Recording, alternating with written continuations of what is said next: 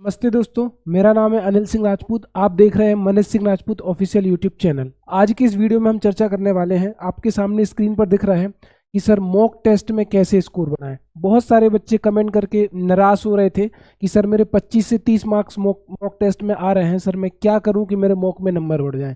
तीसरा, आपको syllabus complete करना चाहिए। चौथा, सिलेबस ही कंप्लीट करें, इधर उधर ना भटकें। चौथा, शुरुआत में मॉक दें या नहीं, और लास्ट में मॉक टेस्ट का एनालिसिस करें। इतने पॉइंट पर मैं बात करने वाला हूं। तो सबसे पहले जो बच्चे मॉक टेस्ट नहीं लगाएंगे उनका तो सिलेक्शन नहीं होगा।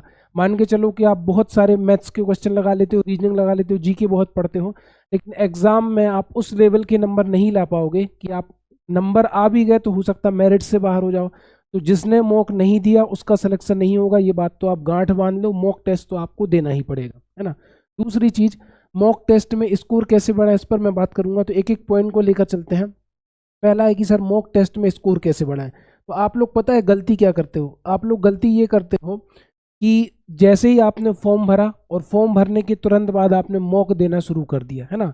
तो ऐसा नहीं है कि आप मॉक टेस्ट दोगे और तुरंत से आपके 70 और 80 नंबर आने लगेंगे। ऐसा कोई भी फॉर्मूला नहीं है, ऐसा कोई भी जादू नहीं है। इसके लिए बच्चे सालों मेहनत करते हैं, 2-2 साल मेहनत करते हैं, इवन 6 महीने मेहनत करते हैं, तब उनके इतने मार्क्स आते हैं।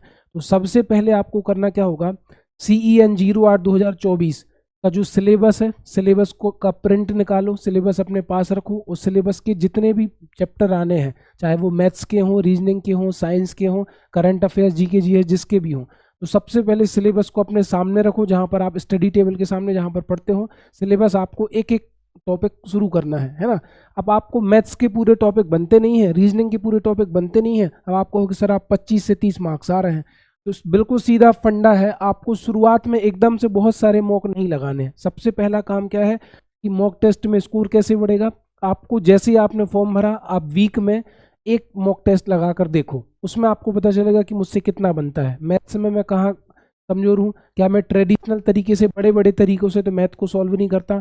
तो शुरुआत में आपको केवल एक मॉक देना है वीक में। अब बढ़ते हैं अगली स्लाइड में।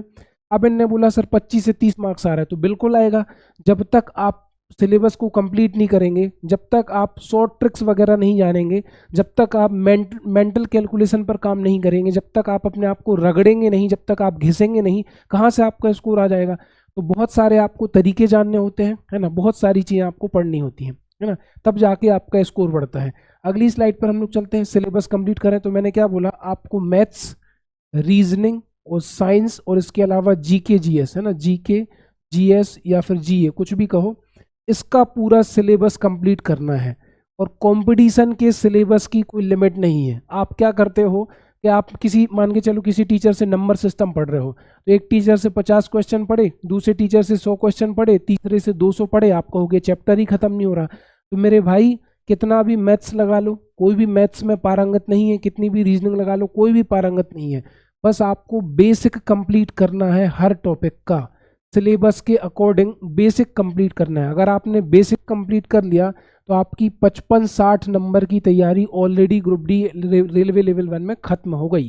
तो आपको सबसे पहले बेसिक कंप्लीट कर लेना है। ऐसा नहीं कि जब मैं 500 क्वेश्चन लगा लूंगा तभी मैं मानूंगा, 10 टीचर्स से पढ़ लूंगा तभी मैं मानूंगा। ये आपकी बहुत बड़ी गलतफहमी है, ये मिथ है, मिसकॉन्सेप्शन है, जिसकी वजह से आप फेल हो जाते हो, है ना।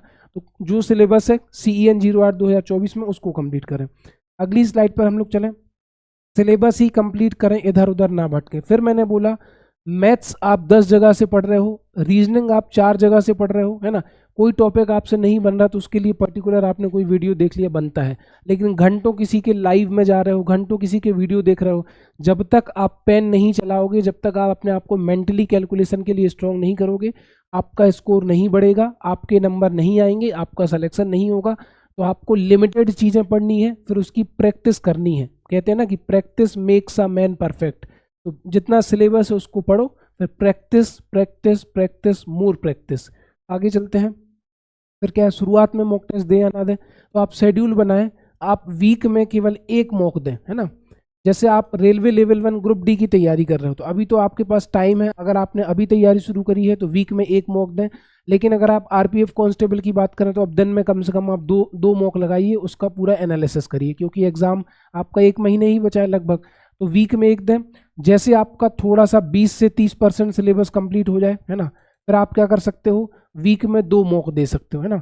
फिर जब आपका 50% सिलेबस हो जाए तब आप वीक में 3 मॉक दे सकते हो। जब आपका 80% से लेके 100% तक सिलेबस हो जाए तब आपको डेली मॉक टेस्ट देना है ना, डेली मॉक टेस्ट देना है। शुरू से रोज मॉक टेस्ट देकर अपने आप को डिमोटिवेट करने से बेहतर है मॉक टेस्ट में पढ़ाई नहीं होती। मॉक टेस्ट में आपको केवल वो 100 क्वेश्चन पता चलते हैं जो उस टेस्ट पेपर में आए हैं, लेकिन जब आप पढ़ोगे तो आपको गहराई से बेसिक्स क्लियर होंगे, कॉन्सेप्ट क्लियर होंगे, तब आपको फायदा होगा। इस स्ट्रेटेजी को आप अपनाओ। अगले पेज पर चलते हैं कि सर मॉक टेस्ट का एनालिसिस करें। बिल्कुल, जैसे आपने मैथ्स करी, मैथ्स में आपके 5 क्वेश्चन गलत हुए, रीजनिंग में 7 क्वेश्चन गलत हुए, जीएस में आपके 10 क्वेश्चन गलत हुए और जीए में आपके 5 क्वेश्चन गलत हुए। तो जो क्वेश्चन आपके गलत हुए हैं, जिन भी टॉपिक से आपके क्वेश्चन गलत हुए हैं, उनको आप एनालिसिस करो कि सर मुझसे ये टॉपिक नहीं बन रहा, तो उसके कॉन्सेप्ट देखो, उसकी ट्रिक्स जानो, है ना, उसके तरीके ढूंढो कि इस टॉपिक में मेरा क्वेश्चन गलत हुआ था, अगले मॉक में इस टॉपिक से गलती नहीं होना चाहिए। ऐसा करते करते एक दिन ये आएगा कि जितने भी आपके क्वेश्चन गलत हो रहे थे ना मॉक में, वो सारे मिनिमम होके हर टॉपिक में 2-2 3-3 2-2 3-3 ही गलत हो जाएंगे। बाकी जो क्वेश्चन नहीं बनेगा आप उसको स्किप कर दोगे, है ना। तो मॉक टेस्ट का एनालिसिस जरूर करें। जो भी क्वेश्चन उससे नहीं बनता उस टॉपिक मतलब पलटें, किताबें पलटें और उनके क्वेश्चन और कॉन्सेप्ट को जाने, है ना। अगली स्लाइड पर चलते हैं। इसके बाद आपको क्या करना है, अगर आपने ये तरीका फॉलो कर लिया, मैं लास्ट में फिर बोलूँगा, अगर आपने मॉक टेस्ट नहीं दिया तो आपका सिलेक्शन ना के बराबर होने के चांस है। मॉक दोगे तो कुछ फ़ायदा होगा, लेकिन मॉक शुरू में नहीं दिए जाते। आप पहले सिलेबस कंप्लीट करो, सिलेबस के अकॉर्डिंग टॉपिक वाइज पढ़ लो, फिर आप मॉक दो। अगर आपने सिलेबस ज़्यादा कंप्लीट नहीं किया तो धीरे धीरे मॉक लगाओ, है ना। और अगर आपको मुझसे पढ़ना है डेली 7 बजे लाइव आके, मैथ्स रीजनिंग के कॉन्सेप्ट अच्छे करने हैं, तो आप मेरे सेकंड चैनल को भी ज्वाइन करो, मनीष सर मैथ्स को। टेलीग्राम चैनल को ज्वाइन कर लो, है ना, जो इस पे मेरे पीडीएफ वगैरह मिल जाएंगे मैथ्स के।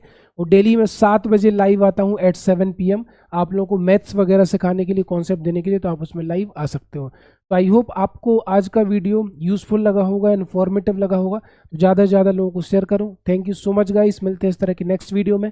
धन्यवाद।